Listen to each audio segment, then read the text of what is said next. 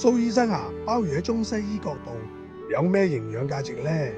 係啦，其實鮑魚咧喺中西醫兩方面咧都有好多嘅營養價值嘅。咁第一咧喺西醫方面咧，因為佢係一個高質嘅蛋白質。咩叫高質嘅蛋白質咧？就係佢係一個好密度好高嘅蛋白質啦，但係佢咧少一個動物嘅脂肪，即係話咧佢係冇咁肥咁解。咁如果所有啲人話怕肥，譬如佢有心臟病啊、有糖尿啊、有高血壓呢啲咧，就食鮑魚呢一類海鮮類嘅蛋白質咧，就冇一啲譬如豬肉、牛肉嗰啲咁肥啦。咁對個血管健康比較好啲。另外鮑魚咧，佢有好多嘅微量元素啦，同埋一啲叫 omega 3嘅一啲好嘅脂肪，佢就可以消炎啊，降低心血管嘅風險。咁要喺中醫嘅角度咧，鮑魚其實係一種補肝補腎嘅作用，但係佢補得嚟有個好處咧，就係佢補咧又唔會燥，但係佢又唔係好寒嘅。